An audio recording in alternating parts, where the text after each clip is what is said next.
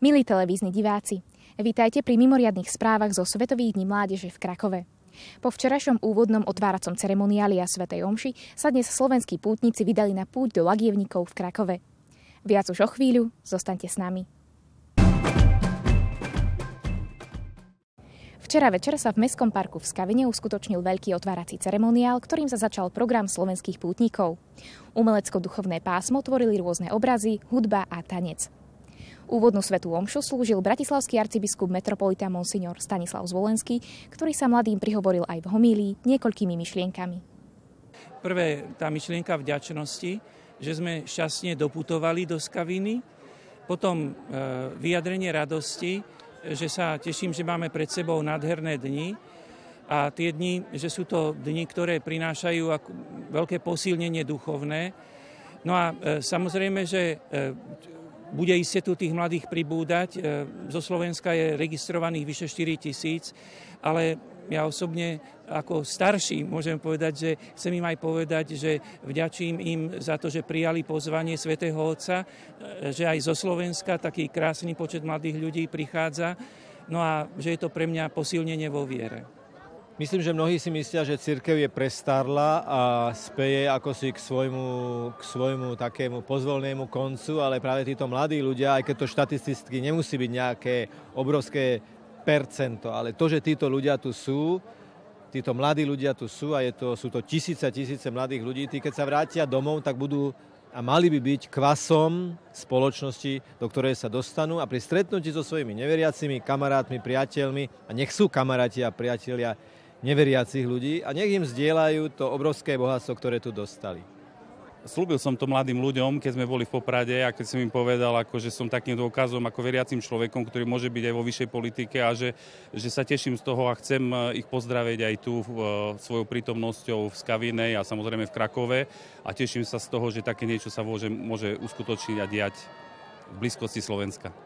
Ja by som si prijal to, čo si praje podľa mňa takmer každý, aby Duch Svätý nás skrze Svätého Otca všetko pripravené tak oslovil, aby sme to vedeli prijať, nejako stráviť, porozumieť a potom priniesť do tohoto sveta, ktorý, ako vidíme, stále viac je nejako rozbúrený a naozaj potrebuje to Božie milosrdenstvo. Po svätej omši v Mestskom parku otvorili aj špeciálnu bránu Božieho milosrdenstva. A síce brány sa otvárali na začiatku milosrdného roka, ale jeden náš veľmi dobrý priateľ, biblista František Trstenský, ktorý nám veľmi pomáhal aj pri tej duchovnej príprave pod názvom Milosrdný rok, tak on vyzýval aj učiteľov, katechétov, aby so symbolikou tej brány pracovali, aby sa toho nebáli.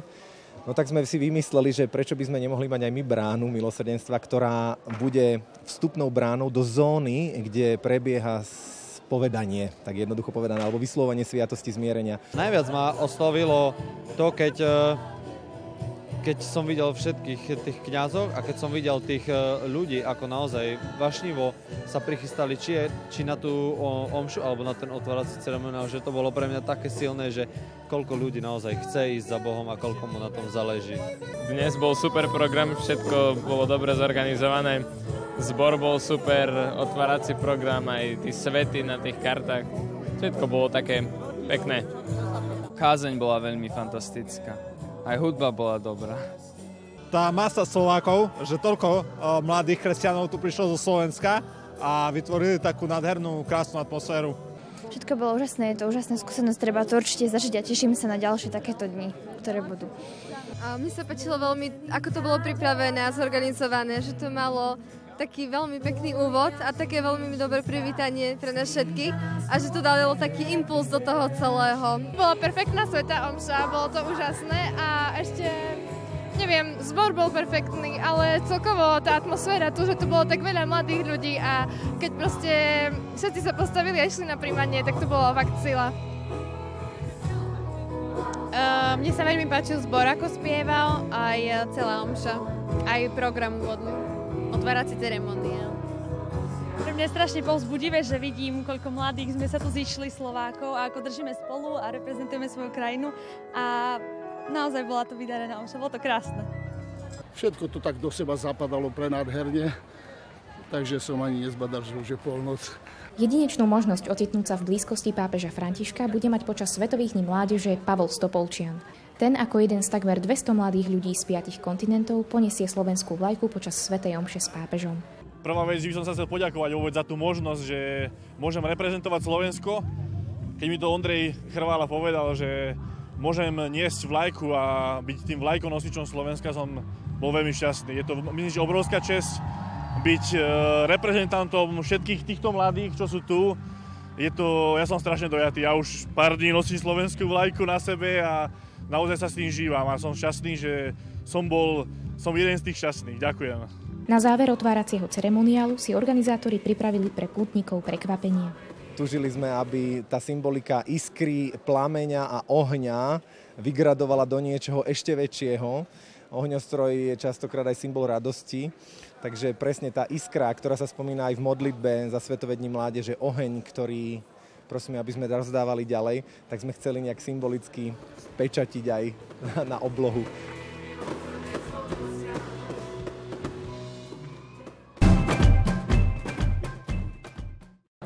Hlavnými patrónmi týchto Svetových dní mládeže sú svätý Ján Pavol II a svätá Faustína Kovalská.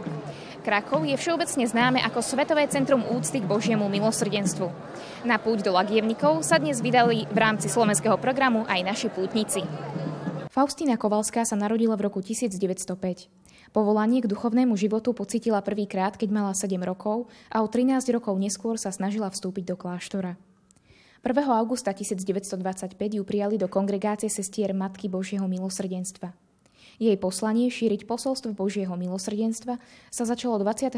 februára 1931, keď sa jej vo videní zjavil Kristus a kázal jej namaľovať jeho obraz s červeným a svetlým lúčom vychádzajúcim z jeho srdca. Obraz mal obsahovať nápis Ježišu, dôverujem ti. Posolstvo sestry Faustiny môžeme povedať, že sa tak zatlača do jednej tej myšlienky, ktorou je Božie milosrdenstvo. To znamená, že Boh je milosrdná láska, ktorá človeka miluje, odpúšťa, pomáha a chce, že by človek bol spasený. Ona to prežívala, si myslím, že veľmi hlboko, už aj kvôli tomu, že mala vízie, mala zjavenia a to není také, povedzme, obyčajné a nie každý má takú milosť sa tak s Ježišom spájať osobne, že by sme ho mohli nejak vidieť. Božie milosrdenstvo je pre mňa najsilnejšia vec, ako môžem zažiť a zažívať každý deň. V prvom rade je to Božia láska. Božia láska, ktorú Boh prejavuje mne osobne a tým, ktorí sú okolo mňa, a ľuďom, ktorí to potrebujú. A dnešný svet to dosť potrebuje. A zvlášť, keď sme tu na tomto stretnutí mládeže, tak mladí ľudia to... Oni potom túžia, my potom túžime, ľudia potom túžime a preto za tým ideme. Mám veľmi blízky vzťah k Božiemu milosrdenstvu. Snažím sa každý deň si aspoň spomenúť na tú hodinku Božieho milosrdenstva a takisto mám rada aj modlitbu korunky. Božie milosrdenstvo asi taký pokoj to prinieslo, že nemusím sa trápiť nad tým, čo sa stalo v mojom živote predtým v minulosti a taký nový začiatok. I pray for Saint Faustin because Modlím sa k svätej Faustíne, pretože mám mladšiu sestru, ktorá sa volá Faustína. A keď sa modlím za moju mladšiu sestru, modlím sa k tejto svätej o jej príhovor. Actually, I don't know very well about her. Ešte o svätej Faustíne veľa neviem. Chcela by som sa o nej dozvedieť viac tu na tomto mieste. Zistiť, čo robila a v čom môže byť pre mňa príkladom. What she did and be an example for me. Ak je reholníca, tak v čom môže byť pre túto mládež, ktorá v dnešnej dobe chodí na poli nahá. Ona zahalená v habite a uzatvorená a predsa, lebo spolu s tým milosrdenstvom totiž ide aj čistota, o ktorej veľmi málo hovoríme, ale ktorá sa nás dotýka všetkých, či sme slobodní, či sme zasvetení, či žijeme v manželstve, alebo že žijeme slobodní, hej? Pre všetkých je potrebná čistota. Lebo môj hriech zraňuje aj druhých. Moja čistota očistuje, posvedzuje druhých. Mladí Slováci sa na pútnickom mieste pomodlili ruženec Božieho milosrdenstva a dostali tiež biskupské požehnanie. Nech vás žehná všemohúci Boh, Otec i Syn i Duch Svätý. Iďte v mene Božom. Milí diváci, to je z dnešného spravodajstva všetko. Zajtra nás čaká prvá slovenská katechéza a v stredu do Krakova priletí i svätý otec František. Príjemný večer a dovidenia zajtra.